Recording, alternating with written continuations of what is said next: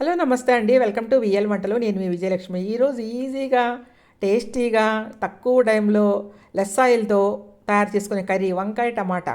చాలామంది వంకాయ టమాటా తినరు. ఈ విధంగా చేసుకోండి చక్కగా తింటారు. మసాలాసు టైం లేని వాళ్ళకి మసాలాసు వేసుకొని చేసుకునే టైం ఉండదు కదా! రూమ్‌లో ఉన్న బ్యాచిలర్స్‌కి అటువంటి టైం ఉండదు కదా! వాళ్ళ దగ్గర మసాలా చేసుకునే ఇది కూడా ఉండదు కదా! అందువల్ల నేను ఇటువంటి కర్రీస్ మీకు నేను చేసి చూపిస్తున్నానండి. ఎవరైనా ఈజీగా ప్రిపేర్ చేసుకోవచ్చు. దాన్నైతే మనం ప్రాసెస్‌ని స్టార్ట్ చేసుకుందామండి.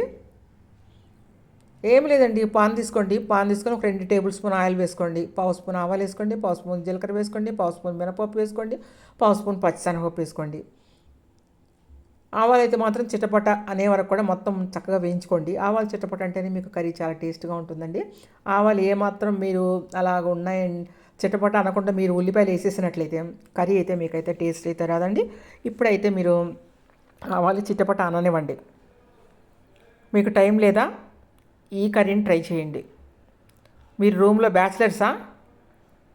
మీకు మసాలాలు అవి వేసుకునే టైం లేదు, కానీ ఆకలి తీర్చుకోవాలి, అన్నం తినాలి.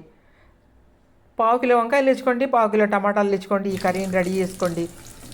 టేస్ట్గా అయితే ఉంటుందండి. ట్రస్ట్ మీ, చాలా బాగుంటుంది. తప్పకుండా మీరైతే ఈ కూరని ప్రిపేర్ చేసుకోండి. ఇప్పుడు ఆవాలు అయితే చిటపట అనేసినాయి. అన్న తర్వాత మనం 2 ఉల్లిపాయలు వేసుకుందామండి. మరి ఒకటొద్దు, 2 ఉల్లిపాయలు వేసుకుందాం. ఎందుకంటే గ్రేవీ వస్తుంది మీకు కర్రీ. మనం ఎటువంటి మసాలాలు ఏమీ యాడ్ చేయట్లేదు కాబట్టి మనకి గ్రేవీ కావాలి కాబట్టి 2 ఉల్లిపాయలు, పెద్ద ఉల్లిపాయలు తీసుకొని నేను వేసాను. వేసి 4 పచ్చిమిరకాయలు అయితే సన్నగా చాప్ చేసి వేస్తానండి. కరివేపాకును ఒక గుప్పుడు కరివేపాకుని వేసానండి. దాన్ని కూడా మనం అయితే ముక్కలు కోసే వేస్తామండి. ఎందుకంటే దాన్ని కరివేపాకుని తీసి పడేయమండి మనం.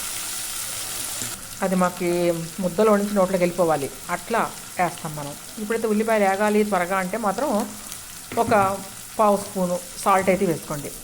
ఈ పావు స్పూన్ సాల్ట్ వేయడం వల్ల మీకు త్వరగా అయితే ఉల్లిపాయలు కలర్ చేంజ్ అయిపోతాయండి. ఉల్లిపాయలు అయితే ఈ కర్రీలో మీకు కలర్ చేంజ్ అవ్వాల్సిందేనండి.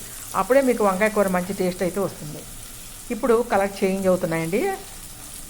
ఇప్పుడు మనం వంకాయలు తీసుకొని ఒక పావు కిలో వంకాయలని శుభ్రంగా పుచ్చులు అవి ఉంటాయండి, అవి అంతా క్లీన్ చేసుకోండి. క్లీన్ చేసుకొని ముక్కలుగా కోసుకొని ఈ విధంగా అయితే యాడ్ చేసేసుకోండి. పావు కిలో వంకాయలను అయితే నేను యాడ్ చేస్తున్నానండి. ఏదేమైనా ఒక 2 వంకాయలు తీసి పక్కన పెట్టుకుంటానండి నేను ఇప్పుడు, దేనికైనా పనికొస్తాయని. దాన్ని పొదుపు అంటారండి.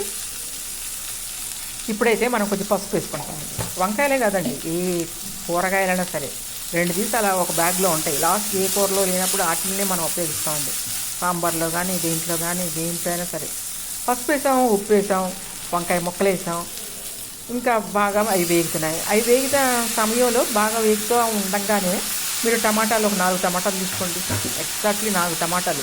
ఎందుకంటే పావు కిలో వంకాయలకి 4 టమాటాలు కట్ సైజు తీసుకొని ఈ విధంగా ముక్కలు వేసుకొని అవి కూడా వేసుకొని రెండింటిని ఒకేసారి మగ్గనివ్వండి.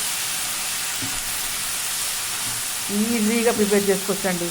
5 నిమిషాల్లో మీకు ఈ కర్రీ అయితే రెడీ అయిపోతుంది. మీరు తప్పకుండా అయితే తయారు చేసుకోండి.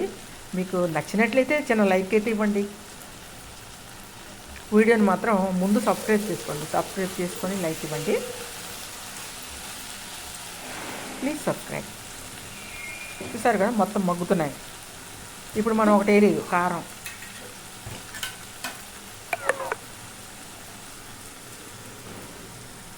వేసామండి. అన్నేసి చూడు అన్న ఉప్పును ముందే వేసాం మనం, తర్వాత కారం వేస్తున్నామండి. ఇప్పుడు కారం అయితే ఒక స్పూన్ వరకు వేసానండి. కారం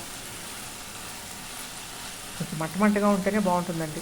కారంగానే ఉంటే కర్రీ బాగుంటుంది కాబట్టి నేనైతే ఒక స్పూన్ కారం అయితే యాడ్ చేసుకున్నాను. ఒక లిటిల్ కొంచెం అంటే ఒక చిన్న గ్లాస్ మీద సగం వాటర్ అయితే యాడ్ చేశానండి. మరీ ఎక్కువ వేస్తే మళ్ళీ టేస్ట్ వెళ్ళిపోతుంది మీకు.